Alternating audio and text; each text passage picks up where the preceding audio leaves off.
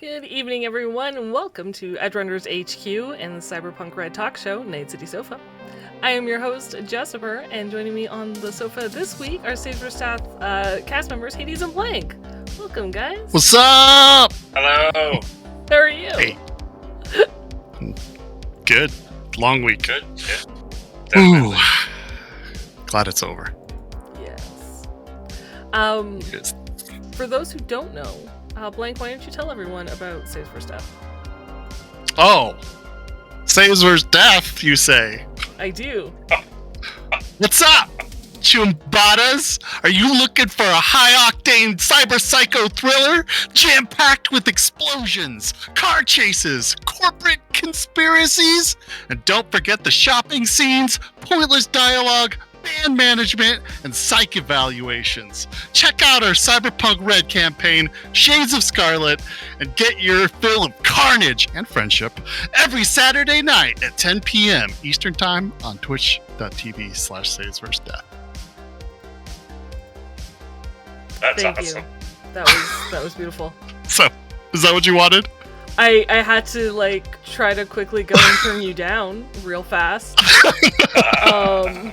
But yeah, Fair enough. that's exactly what I wanted. Thank you. Yeah, no problem. No, that was perfect. No, and did you mention Our campaign is great, and you should definitely join us. It's a lot of fun. And then enjoy apart it. from Twitch, they can find you on YouTube, Sure. right? Yeah. Oh, yeah. I guess so. YouTube.com That's true. /@SavesVerseDeath, and that way you can catch up on missed episodes if you're new That's true. and you don't want to go into the action. /@SavesVerseDeath, I think. Yeah.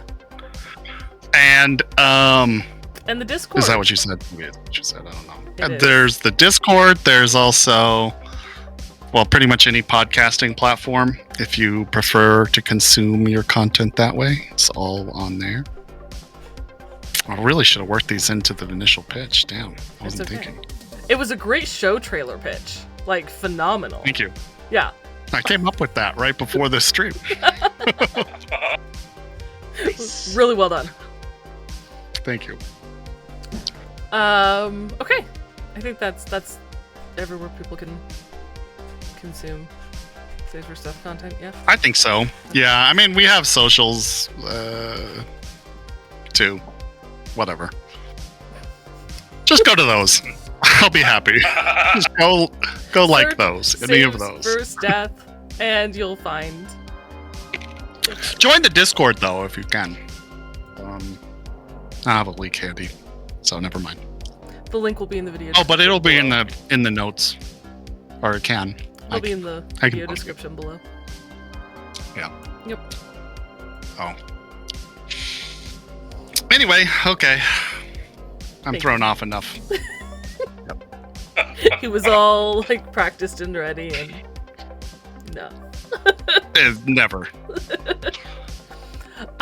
So during this segment of Night City Sofa, we are going to be talking about the Cyberpunk RED October DLC, or October 2025 DLC, Segotari Power. You can find all the Cyberpunk RED DLCs via the Talsorian Games website or on DriveThruRPG. Each DLC is completely free and provides lore as well as mechanical content to add to your game, so I highly recommend going and checking it out. All of them, pretty great. So let's talk about Segotari Power. This DLC was written and designed by James Hutt. It is a 12-page DLC that contains 5 different Segotari consoles that date back to 2014, and around 100 video game titles. Now, some of these games are new creations, some originated in Cyberpunk 2020, some are from Cyberpunk RED and have been pre-released, and some are just new. A lot are mostly new. Yeah. And they're very exciting. Somebody had fun James Hutt had fun writing this, you can tell.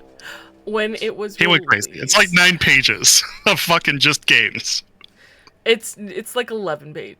Well, I thought it was 9. Oh, maybe you're right. it could be 9. No, you're right, because I forget I that the don't cover know. counts as 1.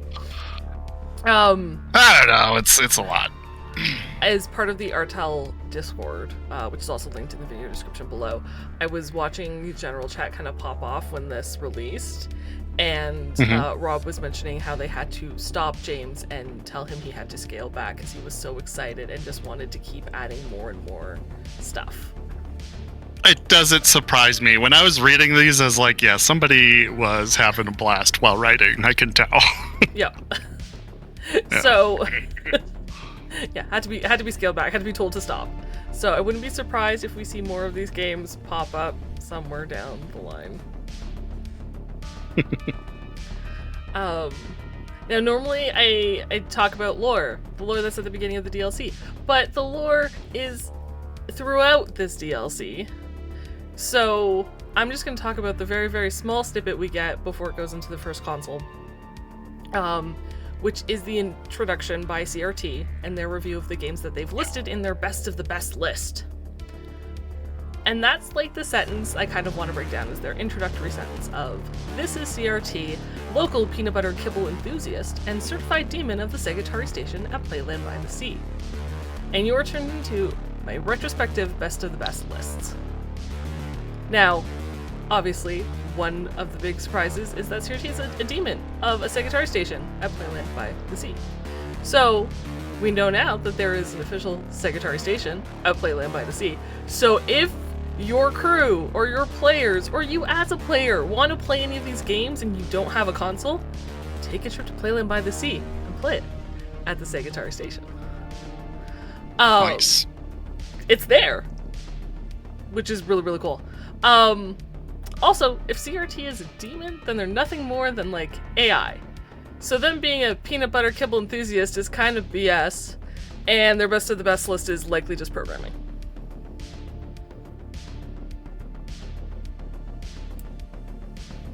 I mean, yeah. Yeah. Unless they're not being literal. I thought about that. I was like, maybe it's someone in like one of those like exotic packages, but it's called like the Demonique package, and I feel like that would have said Demonique. You know? I think this is the actual demon that runs the station and is nothing more than a program. Which makes a lot of sense.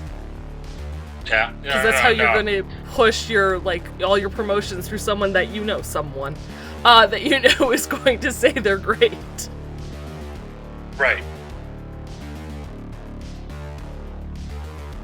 Which is also, I think, a really great lore bit to remember that, you know, always pay attention to where you're getting your news from.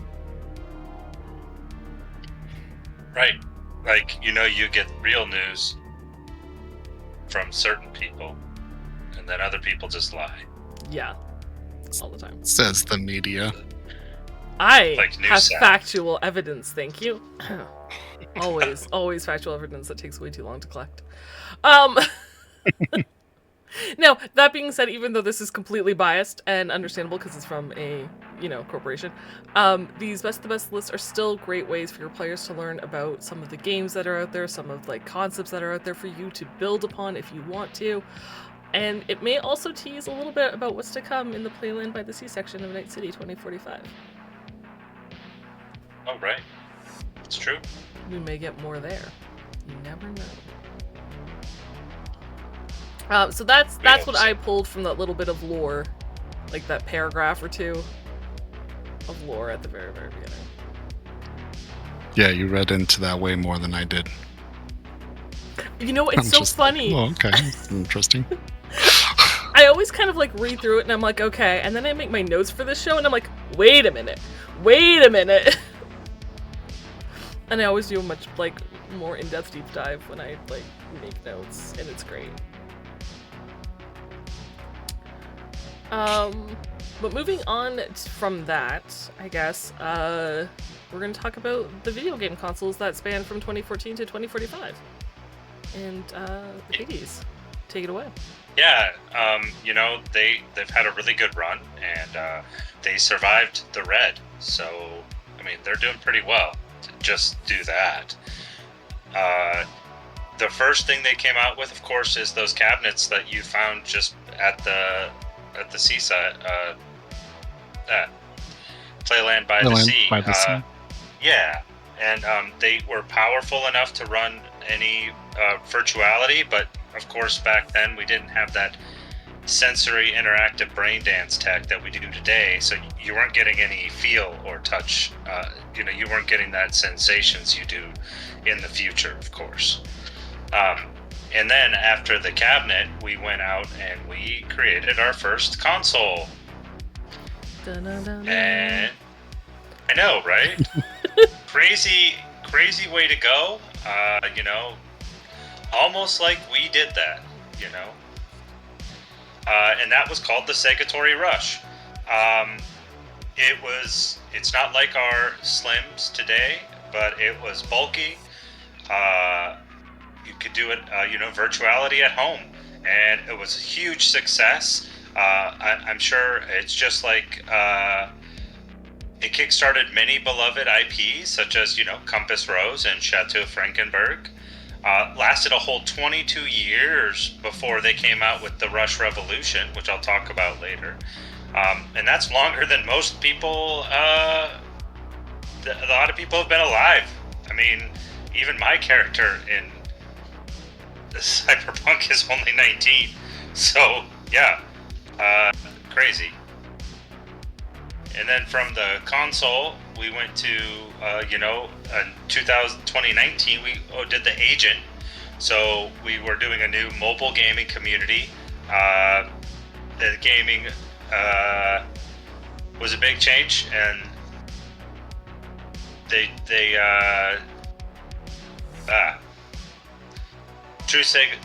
you can find plenty of basically mobile console gaming, which we have now. I mean, now in real life, a lot of people are doing that with Diablo and other games. I think even Apple itself is big push as being a phone console thing.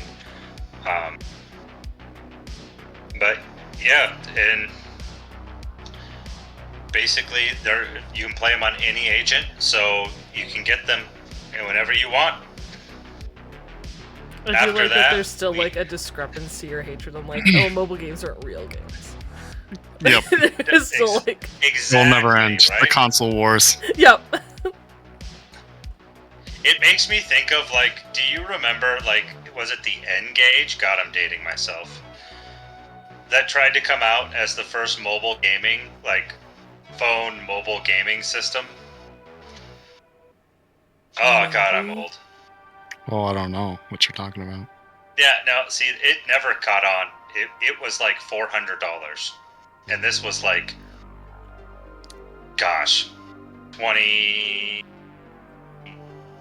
2003, 2004. So yeah. It's crazy. But I mean, it's interesting that it's basically talking like that. And everything from that is now really available. So they didn't even have games going for it. I just happened to be working for a predated GameStop store that was selling it. So, yeah, crazy. And then, did you have something? I'm sorry. Oh, I was going to say Arctic Rig Defender is my favorite on this list. Oh, nice. We'll get to that.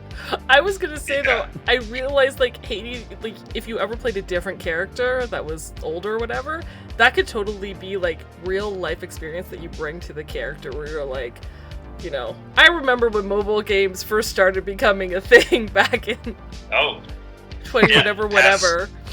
Past Snake or Tetris. Yeah, there you go. Yeah. But just talking about it, What's their back in my day, Tetris? I had these when mobile games first came out. Oh, yeah. Really abstract one where you're hitting the ball against a pyramid or something. Oh, yeah. But yeah. And then there was, Pong. It's always popular. Workout, stuff like that. Yes! That's what a few of these reminded me of. Yeah. And then, of course, before the revolution, they started doing where you play Segotari Mind Games, which is a direct chip line to your Neuralink. For all you Chip jack. people, Chrome junkies? chipped out people. Yeah, Chrome junkies. Thank you. There you go.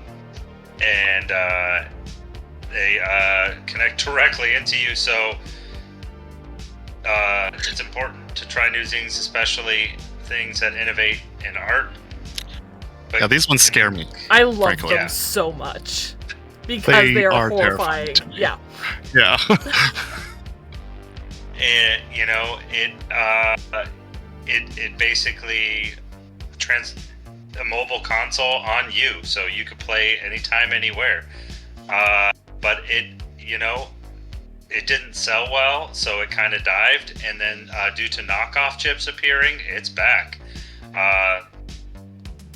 But a lot of people are getting back into it. I mean, the cost has got to be way down.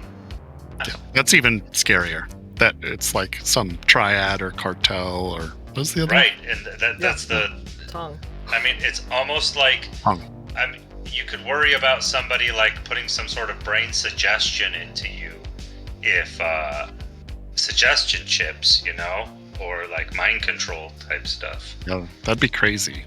It'd be crazy. Never heard of that before, but I've heard it's possible. I'm curious about like the ties to the criminal underworld that is pushing this, from what we've seen already with like Night City Atlas and how there is like Triad, like a new small Triad group coming out, and David Loping has his own people, and Teresa Valentino is now coming in, and I'm curious to see if this is like will be expanded on in the source book. Yeah, I mean, exactly. That'd be really cool. Then, of course, we have the newer Segotari Rush Revolution. And, the Red sucked, but we're back, game fans. And we're gonna give us what you needed, a new console. Brain-Dan technology, inject sensations, touch, sense. It's cemented itself as the greatest home gaming console of all time. But sure, you don't get the rush of the endorphin. You get rush of endorphins, adrenaline, emotional resonances. You don't feel pain, but it's a sensation that it's all about the positive sensations, because with that immersive experience is for games, not nightmares. And it's really cool because, like, Elflines, you can go visit Elflines with this new console and go in and be, like, there. No. And that was the big game they were pushing for before they started bringing out this DLC. And there's actually DLCs of Elflines, so you can actually play it. And we have. Explore the Elflands. It's great. It's great. Yes. The one I don't get is the Glub one, like the whole franchise. Oh. Yeah. Yeah, you're just like a glue ball. There's a lot of glue involved in many of these, actually. It's very strange, but the Glub world. I'm not sure about that one, but what they need is like a competitor, so there can be like a true console war. Because right now it's all Segotari. They need like a Nintendo 64 or something. Yeah. Yeah. And No, I'm sure a company completely exists out there. It's just Not as popular. For sure. Lots of dating sims also through the game. I'm sorry, I keep talking about the games because there's just so many. there's so many of them. So if Hades is done with the consoles, I am, indeed. That was the entire console line. Cool. a bunch of new consoles that are still out and about in the world. So go explore, have fun. Yes. Oh, I Pick would 'em like up. to mention one more thing. I apologize. So, you can find the old console, the Segotari Rush, used for 100 EB, typically. The double agent for 50 EB. the Rush Revolution for 500, and the Segotari arcade cabinets still go for 1,000. Nice. The cabinets are what I imagined that are in a Scanity. One being, of course, Darby's Castle Adventure, which is the best one. So I didn't give this Although warning there's one ahead that's of time. remarkably like Darby's. Huh? I apologize. I didn't give this warning ahead of time, so we're going to give it now. But as Blake and Hades are here, we may spoil things for Shades of Scarlet. Oh, yeah. Or talk about things for Shades of Scarlet. I do try to keep it focused to like broader terms, but Scanity is a VR club bar. Arcade. What is Arcade in Barcade. Blank's homebrew okay. world? So, Nice. Yes. and Darby's Castle If I was Adventure being is a big enough. homebrew video game, which is precious and we love it. Yes, that's true. Yes. Very much so. But with the prices, by the way, I think we'll get into the video games themselves. Okay. Yes? Sure. Cool. Yeah. Let's do it. Do it. You want to talk about the Glub Glub video games? Do, Like- do I want to talk about them? Sure. I don't know, you brought them up. You I can't remember very interested in the all. Glub Glub ones. Well, I just don't get it. It's like a game where you're a glub glub thing that has to jump, and there's one button, and you move through the world trying to like evade blades or something, dumpsters. I don't remember. Have you never played like Frogger? Of course, do I play Frogger regularly? No. Well, I guess there have been like a bunch of Froggers. But like essentially, that's all you're doing is you're moving Flappy through a world, Bird. avoiding things. It's pretty much one button. It's like, I mean, it's forward or right, left, but That's true. That's true. except in this you're a Yeah. slime, not a frog. I don't get it. I also don't get the. This is another. Maybe I have a thing against glue. I don't know. But there's like, You heard it yeah. here first, guys. Blank is anti-glue. I'm anti-glue. Sorry, guys. Oh, I know. man. Things There's you learn. the boot the cat, and then glove the dog, Love the dog, yeah. and then boot v glove Boot or versus something. glove, yeah. Boot and glove. Worlds collide. I guess I picture you just like kind of kicking with the boot one and then kind of slapping with the glove one.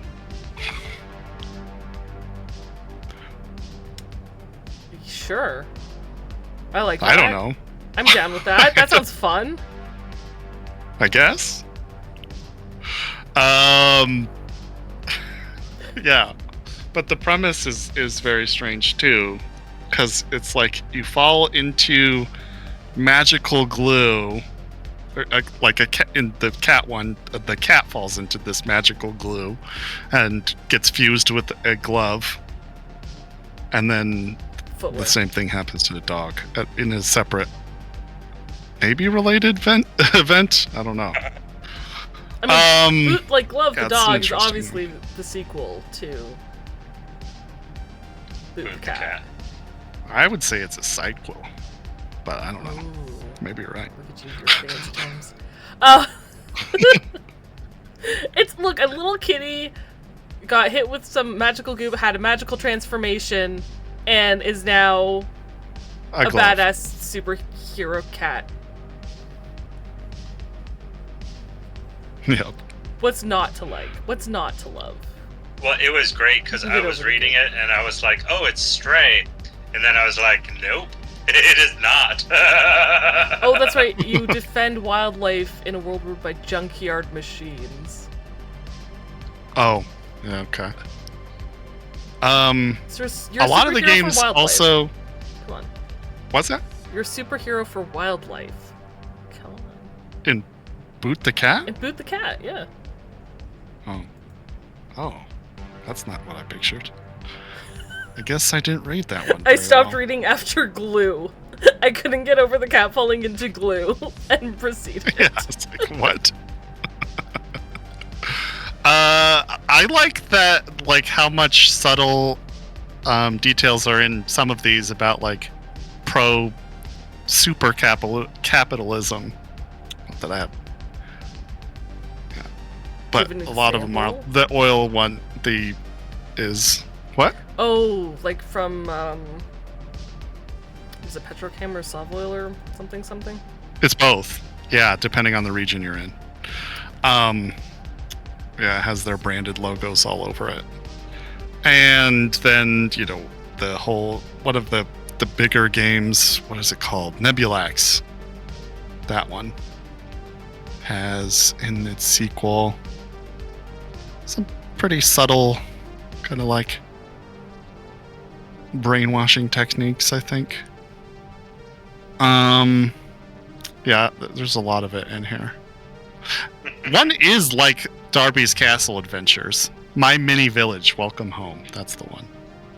I don't picture that as Darby's unless I've always pictured Darby's wrong. What do you mean? Because my Welcome Home, my little village, Welcome Home or whatever, to me, that's like Stardew Valley, Animal Crossing, pick one of those Yeah, it's not quite the same. games where it's like, I'm gonna go out It's and not do a about like quest and- interacting too much with like other people and getting married or whatever. Yeah, Darby's isn't like fighting that. monsters. But that one I get very strong like Stardew or there Animal is Crossing that. vibes. But Because the you're thing new to that town is and you is have like- to be friends with the village. I think the thing that reminded me of it was the decorating. Oh yeah, I picture in Darby's, yeah, you probably decorate your castle. that's. Yeah. I would be very curious to know, and this is, I'm going to go on a slight Shades of Scarlet tangent, I'm so sorry, to see the difference of decorated rooms between Cammy and Moxie.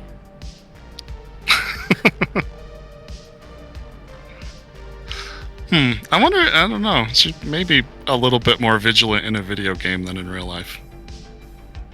And I feel like in a video game she'd be Organized. more, like, bold with choices. Yeah, probably. Where Moxie's bold with things in real life, like, bright colors, that's fine, like, all her furniture is bright and whimsical and fun. I feel like Cammy is less so.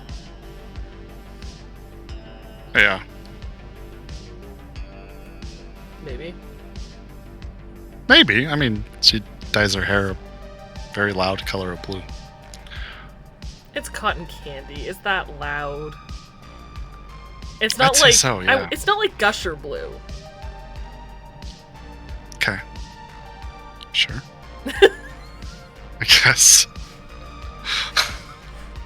I don't know. I've always pictured it as more like pastel. Yeah, it's pastel-ish. But it's still a lot, I guess.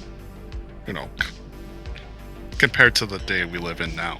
That is okay. Fair enough. Very Yeah. fair. Very fair.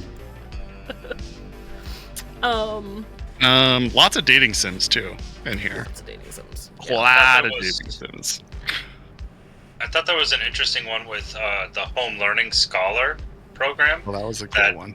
Most cities use the software to slash school budgets and even entire schools. So, Yes. I mean, everybody's growing up on the virtual learning. I mean, I would assume it's not just on the console, but if it is, no wonder Segotari took off. If entire Yeah, if it's being cities subsidized are by a government or by city yeah, governments. Yeah, exactly. But not only that, but the game itself is probably, I'd have to check the prices, but fairly cheap. And you only need one console to sit through and go. So I was thinking about it, because Moxie's never been Moxie's always been homeschooled.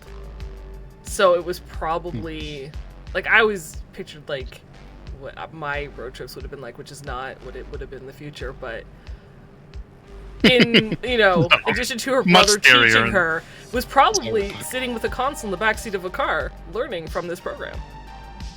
Probably. This was probably her education. That was probably her education. Very much so.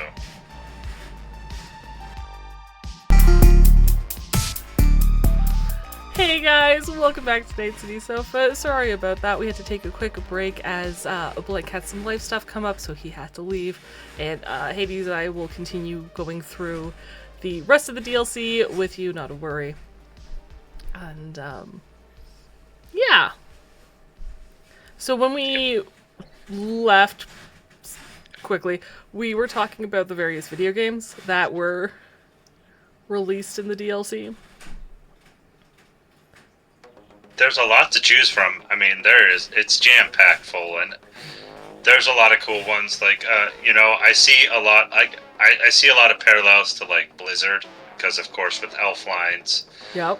And stuff like that, and then like all the mobile stuff that just came out and that they put out. It's a very similar feel. But you should definitely check out Elf Lines because it's really neat.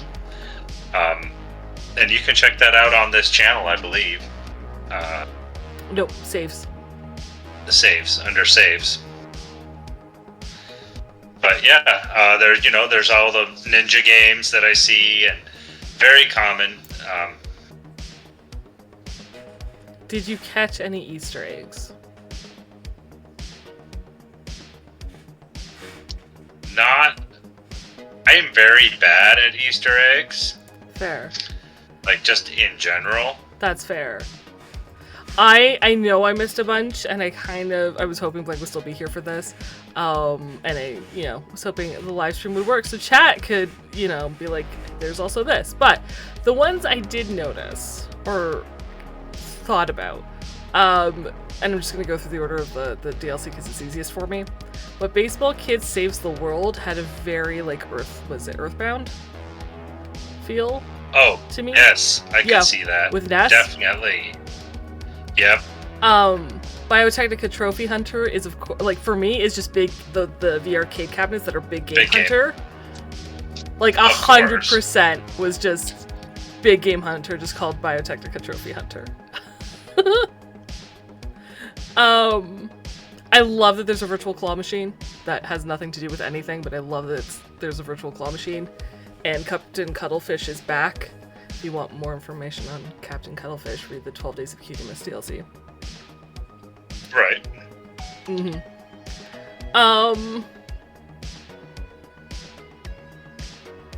What? I mean, we could touch on there's a couple exercise ones, like in Wii Fit. Yes. That kind of thing. Yes. And I think that's, another thing that we're pulling out of that kind of stuff.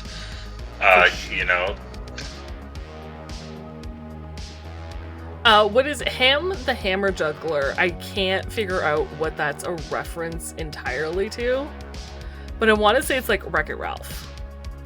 Or Donkey Kong, maybe both. Where you keep your juggle paddle in keep your golden hammer spinning in the air to break buildings down brick by brick. Yeah. I also could see it as a Mario reference. Right? Yeah.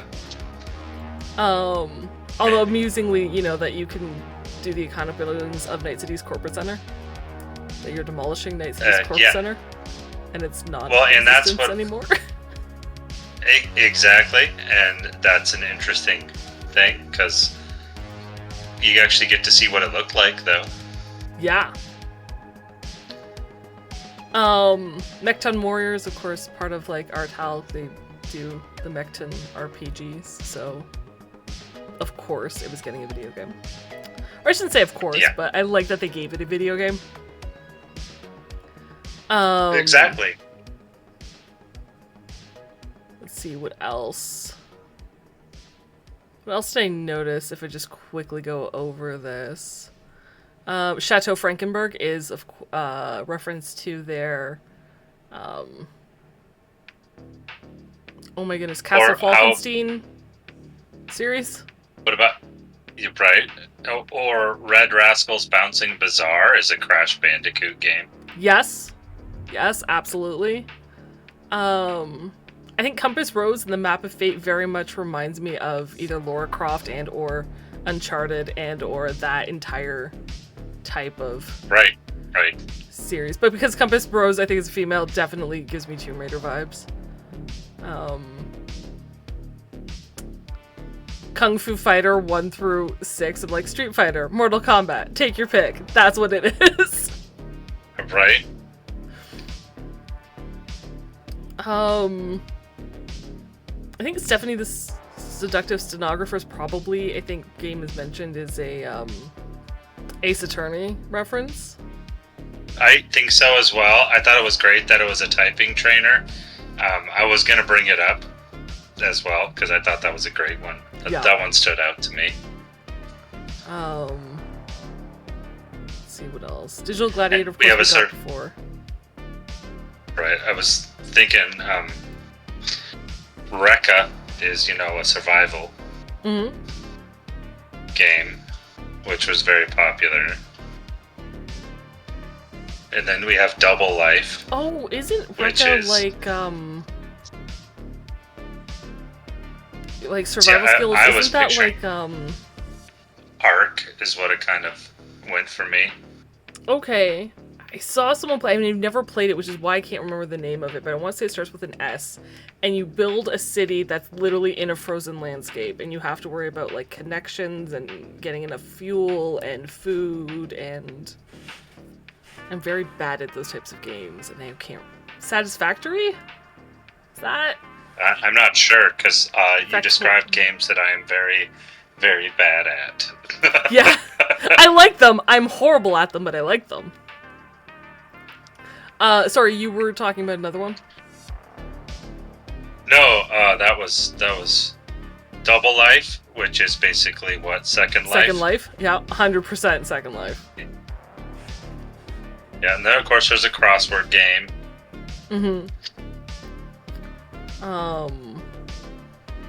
Feel like Sort of Victory, the texting adventure, is based on something, and I can't remember what it is. Zork. So that's one of the original games.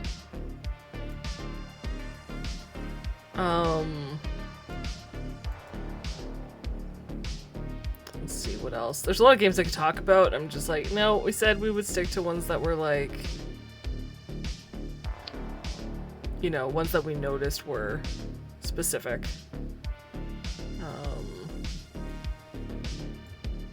Cyber Mutant Ninja Death Race is definitely a thing. I don't know what. Maybe Sonic, maybe not. It's a racing game where you collect gems, so it feels like Sonic with rings.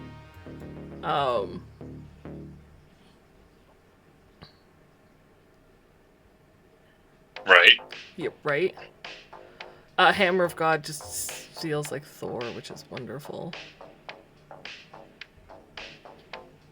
What else was there? Mr. Query's Trivia Dungeon is definitely Trivial Pursuit. With a Right. shock thing. Oh, Solar Hoops. I loved Solar Hoops. I don't know if this is like the reference at all, but what it made me think of, because you command a teeny alien basketball team in your peripheral vision to galactic glory. You have to discover new recruits in the real world and sign them to a long-term contract with your team before other Solar Hoop players can. It reminds me of Space Jam. I don't know if it's Space Jam. I don't know if James has seen Space Jam. I don't know if James is thinking Space Jam. But for me, Solar Hoops is Space Jam. And I will not be convinced otherwise. And I mean, exactly what I get out of it, by the way, is that. And then I think the Storm Chasers, really just, that's Blank's world as we get the worst. Smog, always. Yeah.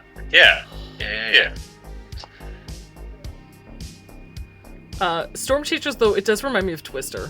Like if Twister were a video game. The movie Twister? Yeah. Not the Oh, board game Twister. right, I realize I should specify. Yeah. Because that's what they do. They run into weather phenomena, right? And there's always an opposing team. Oh yeah. No. Virtual Photography Studio is really any photo game. But I mean, I would like Pokemon Snap was I think the only photo game I played that was solely a photography based game. Right. So that's what I think of. But I know it relates to like, I'm sure most of them. Cyborg Anarchist 2099 is obviously Cyberpunk 2077.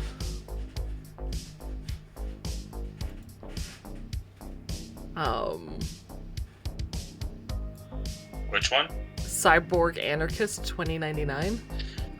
I feel like it's meta. Really? Super meta, or it's 2077. I feel yeah, Or I think it's super. 2077. Or it's super meta. They're just making a jab at themselves, because that's basically what they're doing with all these DLCs and stuff. Mm-hmm. Like, they keep nightly news airs. It's increasing accuracy, so like they're predicting the future. Like, that's how I view it. But the future's already out if you look at 2077. So like, I think that could be very much that. It could be them versus 2077. Yeah. Possible. Dinosaur Violent Fossils is of course Fossilized Violence, which will be coming out through Artal very shortly. Oh, isn't that yeah. Yeah. It's kind of like a Doom-based game. What, Fossilized Violence? Yeah. No, Fossilized Violence is Dinosaur is the Violent Fossils. Yeah, Dinosaur Violent Fossils, I'm pretty sure is a call to James Hutt's Fossilized Violence TTRPG that's coming out, where you play as cavemen got you. to take out dinosaurs.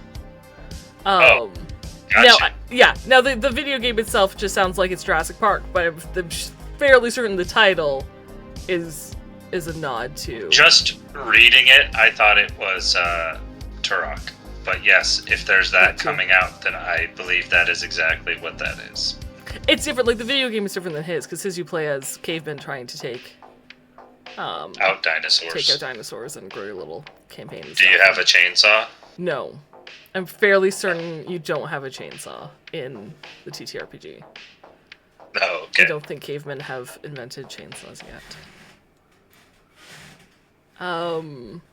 Shotgun Stales guarding Guerreros makes me think of was it Plants vs. Zombies? I don't know if it is, but it makes me think of it. It makes me think of Worms. Oh, you know what? That's probably it. Yeah. That's 100% it's Worms. It is. What about Springtime of Youth School Festival, which is like all these JPRPG things? Dating ones? Yeah. Yeah. Yeah, huh? Dating ones. Yeah. Shadowstar, and is definitely about Shadowscar. Like they just ended its Kickstarter and will be I think they're accepting late pledges. But it's another Artel product. Wives of Valhalla is of course the Valhalla video game. Right.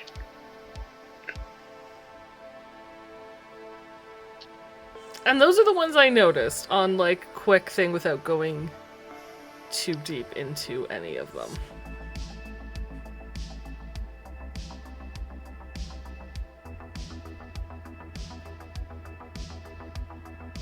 Yeah. No, Yeah. I mean, I was going through them as well, and I was just like, oh, okay. No. And you can tell James had so much fun writing these. Oh, I 100% agree with that. I mean,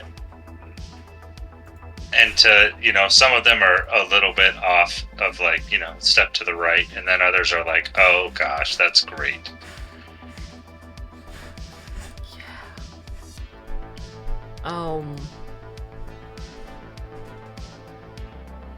So I guess next or last, or the last page is filled with mini games that you can play at your table based on some of these video games that are in the DLC.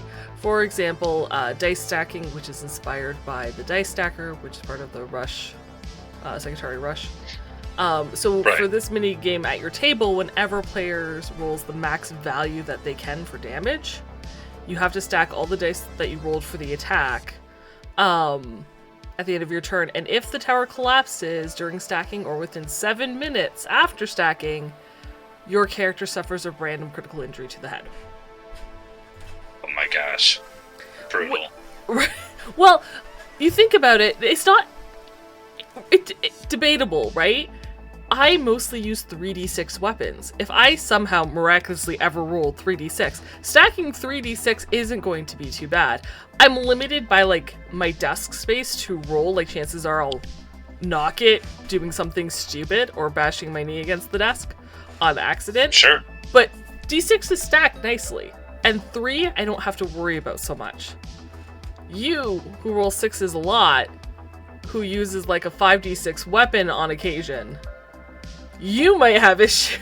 Or Checkers, who uses grenades, which are 6d6. I mean, the statistical likelihood of rolling 5 6s on 5d6 is astronomical, for one thing.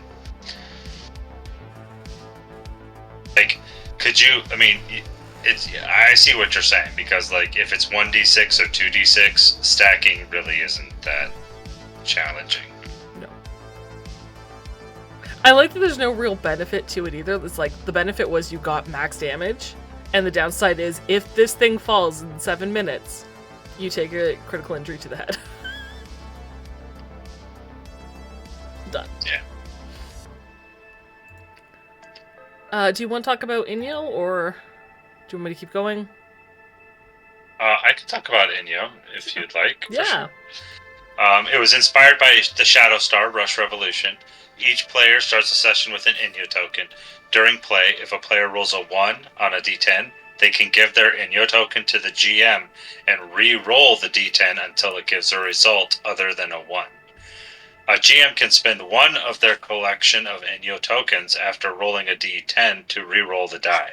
They must accept the result of the second roll, even if it's lower. The spent Inyo token is to return to its original player. So it's basically kind of like, from what it's sounding to me, is it's like you kind of can get a second chance. Yeah, a player, and I like that for a player, you don't have to accept the second roll.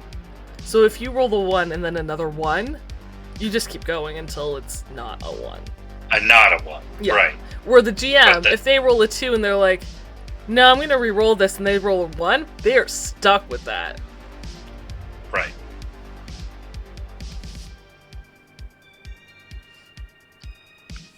But yeah, I like that it gives a little more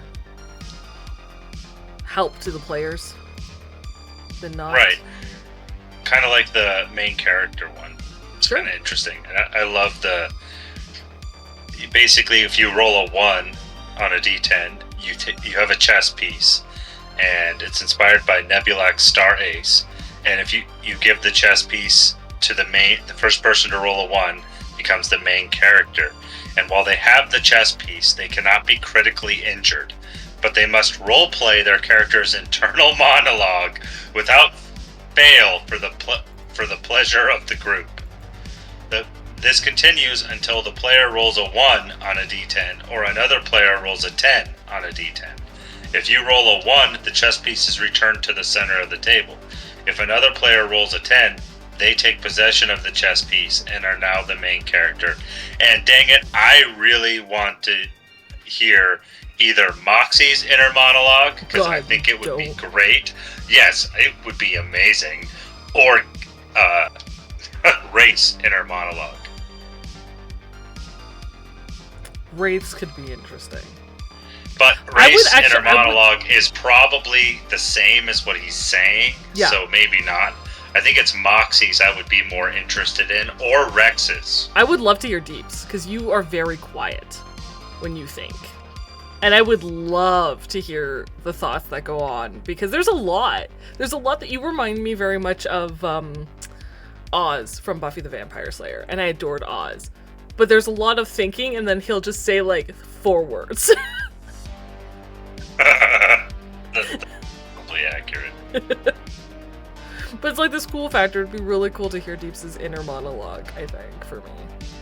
Alright. Fair enough. But yeah, all you have to do is roll a d10 and then hold on to it until someone else rolls a d10. Yay. Do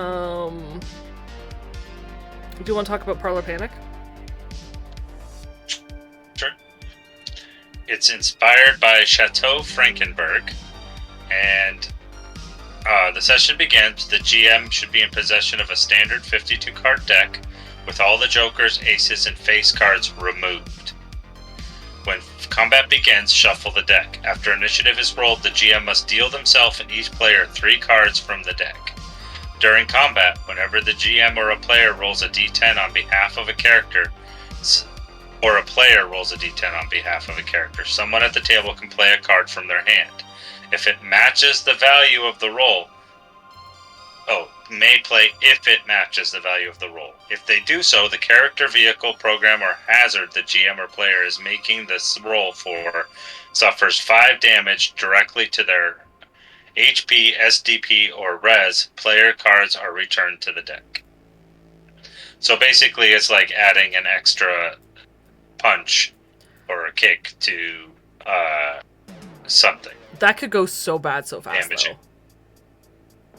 Oh, yeah. Like, if you think about it, there's 5 of us at the table. If 4 of us got a 2, and Blank randomly rolled a 2, and all 4 of us were like, you take 5 points of damage directly to whatever it is, that's 20 points. Like, you could kill or halfly, like, seriously wound a character with that much damage. Oh, definitely. I think for smaller groups, it might be a little... Maybe, I don't know, 'cause it's still like a 4-man team. I don't know what the odds are, but that feels like it could be very deadly very quickly. Right? How did that happen? Well... Cards. Yep. At least you can only do it once, though, in that game session, because once you play it, it goes back to the deck, but still.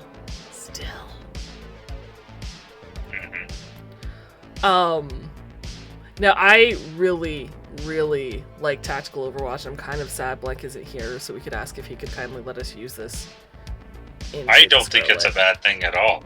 I know, I think it's wonderful. So as a Raid Fire 1 action, so essentially when you make your action, a character can choose to make a tactics check. They have to be a DV15. If they succeed, every member of their crew gets a +1 to add to any skill check that round. Yeah, no, I think that makes perfect sense. It's like having somebody who knows what they're doing in your ear. Well, and we have people who know tactics. I think that makes the solos like a lot more utility based. I shouldn't say solos. Anyone who has tactics, I feel like solos are generally probably going to be the person with tactics. No, 100%. But I mean, even Cass had tactics. Quite a bit of it, actually. I think Moxie has 2 maybe points, but that's because she's had to be tactical in situations, and I'm like, it makes sense for her to have a brush here up on and that there. a bit. Yeah. But that's not her forte. Where for solo, I feel it is. And this way, they can be, instead of it just being like points allocated to themselves to be a badass, they can also be like, hey guys, do these things. Now we're all like, and just like kind of like buff your team.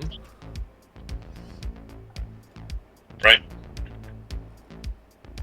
And I think that's absolutely fantastic as a utility and group play mechanic. I don't know if Blank will let us do it. I think he'll feel like it's too OP, but it would be great. He might consider it that way. Yeah. He didn't lift, like in his notes, he didn't say how he felt about it, so that doesn't help me. Yeah, he might say, but he might go with like once per combat. Maybe, yeah, and maybe not limit it to that turn. Like you can use it during the entirety of the combat, but yeah, that's what I was meaning. Like maybe once per combat. So when we're in combat, and then if we go out of combat, it's gone. Yeah. You know.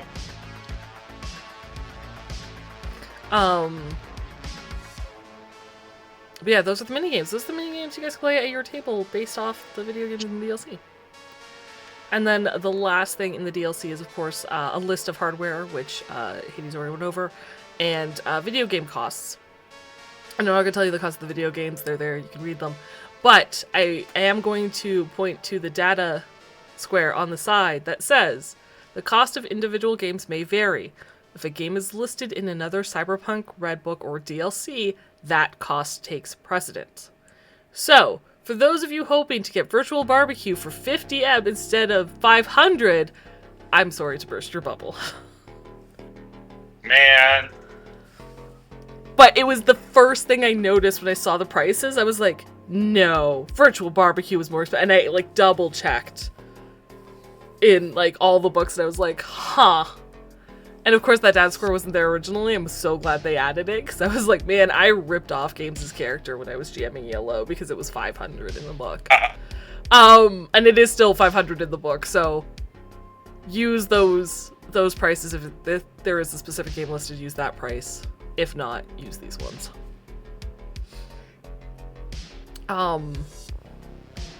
And that will cover the DLC. The last thing I guess I want to talk about is just our final thoughts and how we can use them in our game. Or at the table, in a game, as a character. What do you think, Hades? Well, I mean, we have been doing our game for a very long time, and the way we do it, we do downtime. And we do talk about playing elf lines. We talk about actually trying to immerse ourselves in the world. And I think with every one of these lore releases, we can do that more and more. And really get into the lore and everything that is in this world and make it our own.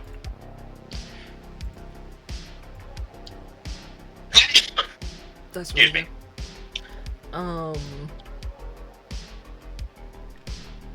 I want to, and I think I want to stress because I don't sleep on the DLC. Sometimes they take a little more brain power too, but every DLC is an opportunity to do something cool. And in the Discord, in the Talsorian Discord, I should say, not ours, but in the Talsorian Discord, Jay Gray just kind of like spitballed a couple ideas where it's like the Charter Hill, and Charter Hill is the lower middle corporate exec kind of living area, district, that's the word. So the Charter Hill HOA would like you to find the filth-selling Stephanie the seductive stenographer, there we go, to their kids and end them. Whoa. Segotari needs some reference motion capture for its next big game. Wear this rig for the next 48 hours while you wander through a combat zone. If it's damaged, you don't get paid. Nice. There was someone was recommending about a movie with, or I think a Seinfeld episode about a Donkey Kong machine and trying to save it because they didn't want their high score to be deleted. So instead it's like, why don't you make a gig where you had to break into an arcade and plug a chip into the console without leaving a trace because some player wants to be sure nobody else beats their high score. So break in, drop a virus, do that. Or how much is a fixer willing to pay to get their hands on the hottest new game before it hits stores? Oh, there you go. Can you keep someone alive long enough before they enter the championship match for a game? Like, there's so much you can do with it. It just, requires maybe a little out-of-the-box thinking. Sure. But I thought those were really solid ideas, and you get out of a DLC what you put into it. And if you're not a GM and you're a player and those sound like interesting concepts to you, talk to your GM. What? I know. Communication's important. If they know that you are excited about a gig or it's something that you as a player are going to get excited about to do, a good GM, they may not pull it off like what you're expecting, but a good GM will listen and be like, okay, this is something they want to do. I will make a side gig about this. Sure. Right? Because it's what you're interested in, is a story you're interested in telling. Right. Carrot and the stick. Yeah. It may not be like the most immediate thing, depending on where you are in your game and the story you're being told, but it's always worth talking to your GM and saying, this would interest me. This is a cool idea. I would like to do like this kind of gig maybe down the road. Yeah.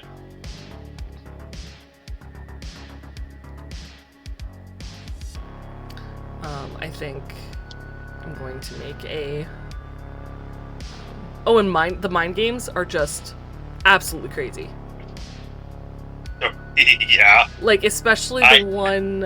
I can't remember which one, what's the name of it, I'm not going to look for it right now. But where it creates targets in your field of view for you to shoot at for target practice.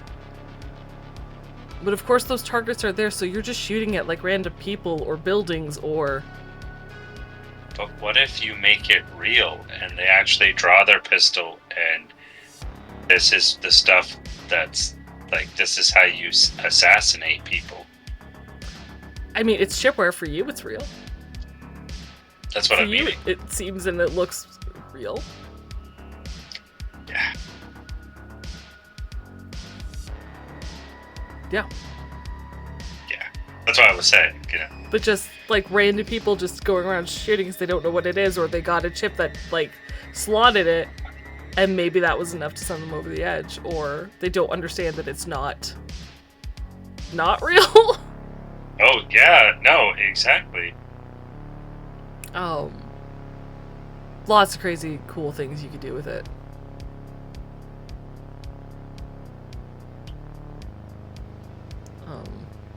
So yeah, take a look, explore, let your creativity flourish, and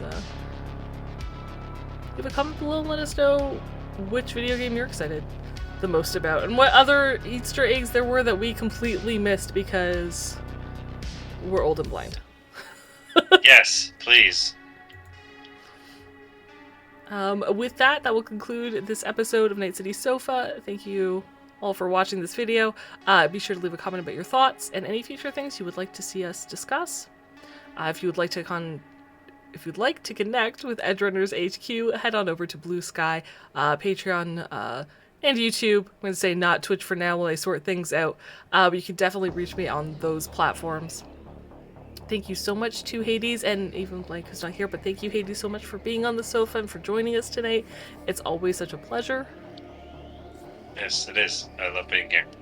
If you guys want to check out more of Hades and Blank's stuff, head on over to Saves First Death, either on Twitch, YouTube, or join their Discord. That's the Discord I hang out in too. That's why she doesn't have one. I'm on the Saves First Death Discord. So links are all in the comments below, or in the description below. Connect with us there. And hopefully Night City Sofa will return next week to talk about single player mode. It may be live, it may just be recording. I don't know. We'll find out. Thanks so much, Chims. Until next time, meow for now.